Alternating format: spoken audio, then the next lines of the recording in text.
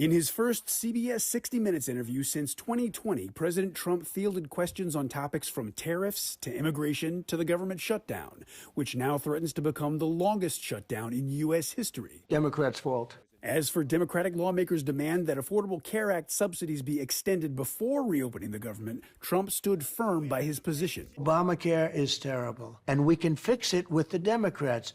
All they have to do is let the country open, and we'll fix it. On immigration, the president was asked if the methods used by ICE have gone too far. I think they haven't gone far enough because we've been held back by the judges, by the liberal judges that were put in by Biden and by Obama. Trump also addressed the upcoming Supreme Court oral arguments on whether his tariff policy is legal. I think it's the most important subject discussed by the Supreme Court in 100 years. The president asked what happens to his economic plan if the high court rules against him on tariffs. I think our country will be immeasurably hurt. I think our economy will go to hell. The wide-ranging interview also covered topics including cost of living, foreign policy challenges, and concerns about the possible use of the military to combat crime in American cities. I'm Reed Binion reporting. As the U.S. government shutdown approaches record length, SNAP benefit recipients, I don't know how much longer I can last, and government workers remain in limbo. By not having our paychecks, we have a 2-year-old, and so it really has impacted our ability to just ensure that we're covering all of our bills. Facing a Monday deadline from a federal judge in Rhode Island, the Trump administration said it would fund half of November SNAP benefits using contingency funds. Treasury Secretary Scott Bessent said Sunday full benefits can be restored if Democrats drop demands for an extension of federal health care subsidies and vote to pass the GOP funding bill to end the shutdown. Democrats are in the middle of a civil war, and they should just open the government. That is the easiest way to do this. Some Democrats argue President Donald Trump should do more to break the stalemate. Cutting down the East Wing to build a ballroom, he should be at the table negotiating with Democrats to reopen the government. Trump, in an interview with CBS's 60 Minutes, again encouraged Senate Republicans to ditch the chamber's 60-vote rule to force an end to the shutdown, an idea GOP leadership has rejected. The Republicans have to get tougher. If we end the filibuster, we can do exactly what we want. We're not going to lose power. Meanwhile, Monday saw more delays in lines at the nation's airports. Transportation Secretary Sean Duffy said some air traffic controllers have called in sick in protest of having to work without pay, while others are taking time off to work other jobs until government paychecks restart. In Washington, I'm Karen Kafa. 'Tis the season when gift giving can take over our lives. But with many Americans still worried about rising costs, resale or secondhand shopping is becoming a more popular way for finding value and meaning in gifts. What we're finding is that consumers are ready to spend nearly 40% of their holiday budgets on secondhand, which is up significantly from last year. Alon Rotem of ThreadUp, an online thrift store, says the stigma around buying secondhand is starting to disappear, with it becoming more mainstream. Because value is king with consumers, this is a great way for them to extend their dollar and get more for their money. Secondhand is also a way to sort of cut through the noise of the ordinary and find more unique items that tell a story, items that are more personal. Other ways to save. Start early to take advantage of end-of-summer clearance sales. Don't wait until Black Friday. Use reward credit cards, taking advantage of cash back or points. And to keep your holiday shopping from turning into a financial horror show, remember, for your debit card, know your balance, don't overdraft and suffer fees. For your credit card, even if you have a high limit, don't spend beyond your budget. And with buy now, pay later options, try not to use them for discretionary spending that can quickly add up. Very easy to forget, say 2 out of the 20 small purchases with different payment due dates that you made from a few months ago. And once you have missed payments, they may get reported to the credit bureaus. In Washington, Michael Yoshida. From credit cards to buy now, pay later services to simply understanding a budget and how to stick to it, we spoke with several financial and value experts on how to be savvy and strategic with your holiday shopping.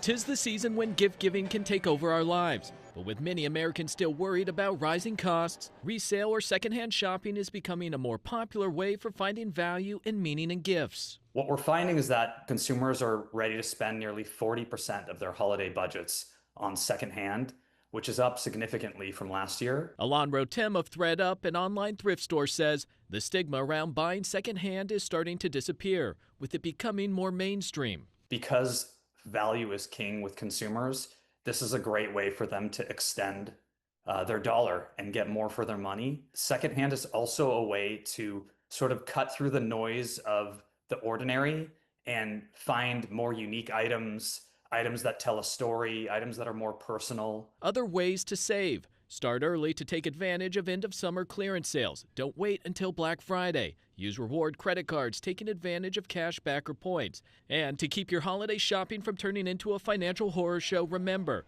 for your debit card, know your balance, don't overdraft and suffer fees. For your credit card, even if you have a high limit, don't spend beyond your budget. And with buy now, pay later options, try not to use them for discretionary spending that can quickly add up. Very easy to forget, say, 2 out of the 20 small purchases with different payment due dates that you made from a few months ago. And once you have missed payments, they may get reported to the credit bureaus. And one of the experts we spoke with recommended to use a budgeting app to lay out a clear picture of just how much money you have coming in and how much you're using on expenses. Then you'll know just how much money may be left over for items and gifts for your friends and family. In Washington, I'm Michael Yoshida. The government may be shut down, but local businesses are stepping up. Your reporter covering Placer County, Connor McGill, spoke with 2 Roseville businesses that say even a small act of kindness can make a big difference. Fresh baked goods skipped the shelves and went straight into neighbors' hands. A Roseville bakery is stepping up as SNAP benefits disappear. It's awful, right? Like, we can't not give people what they need. Sorry. For the owners of Hidden Coffee Bar, seeing their fellow community members struggle hits close to home. My wife and I, we personally have experienced being on SNAP benefits in the past, and I grew up in a household that I had to get free hot lunch as a kid, in a family like that, and so when that happened, we knew we wanted to help in some regard. When Austin and Juliet Frucci heard SNAP benefits would stop amid the government shutdown, they took to social media, announcing a simple but powerful gesture. The Hidden Coffee team has talked and collaborated and has decided to offer free coffee and pastries to anyone who is currently on the EBT and SNAP programs. That post inspired another Roseville business owner to jump in. Austin and Juliet, they did a post, and it was a no-brainer for us. I mean, how could you not step up and take care of people and take care of your community? It's so important, and we can do it, and I can make more bread. Just gluten-free kitchens filling a gap in funding with what they do best. No questions asked. If you have a SNAP card and you're hungry, you can come in and get free sourdough. For both businesses, it's not about the dollars lost. It's about the connection gained. Coffee is not necessarily like filling the need that SNAP does, but one beautiful thing about coffee is that it can spark joy, enjoyment in life, and so being able to offer maybe a little bit of joy, of rest, of like connection in a time that's really stressful is really important to us. Now, both Hidden Coffee Bar and Just Gluten-Free Kitchens are now accepting donations to keep their efforts going, hoping to continue to bring a little bit of comfort in one cup and loaf at a time, right? We're going to. The government shutdown is now in its 2nd month. At the center of the battle on Capitol Hill, healthcare subsidies that make insurance more affordable for millions of Americans. Those tax breaks, though, are set to expire. Democrats want to see them extended. Ripping health care away from millions of Americans is unpopular.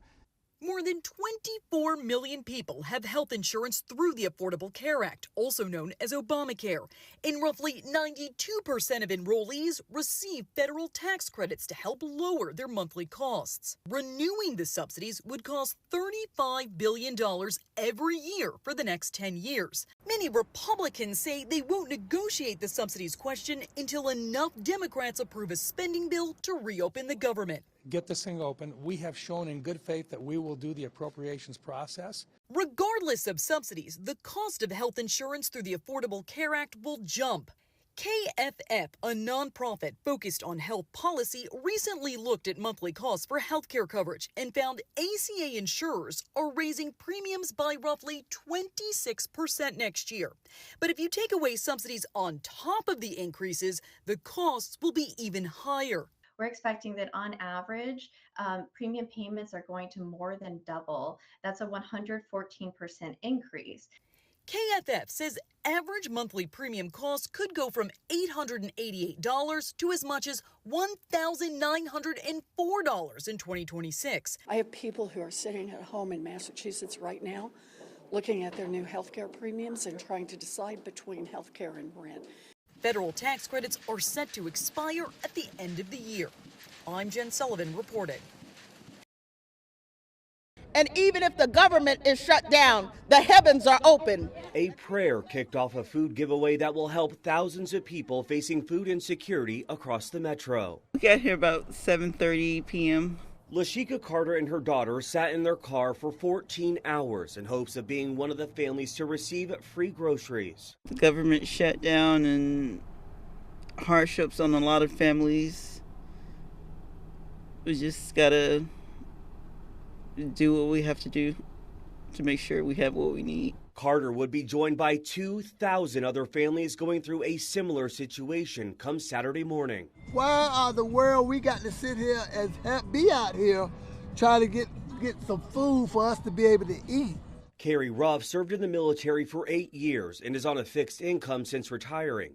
He says he relies on SNAP to help with groceries. At least some people care about other people. And the fact is that what these people are doing, they're doing a great job of being able to try to help people find something to eat. Some of those people were the 500 volunteers that were loading the food into the back of people's cars, like 10-year-old Madison Morris. It's important to me because other people that's not in my shoes or other people who have situations going on, I can help comfort them and they can feel like more confident and not feel like stuck up because of their situations. And the need was so great that people had to be turned away because there was no more food left. But Carter, along with her daughter, were able to get themselves a box. Don't lose your faith. Keep your hope in God. Keep praying. Keep pushing. He's going to make a way because Psalm 23 said, "The Lord is my shepherd and I shall not want." So he will meet every need. Carter says the box of groceries will help take the edge off and will put a plate of food on her table for her birthday.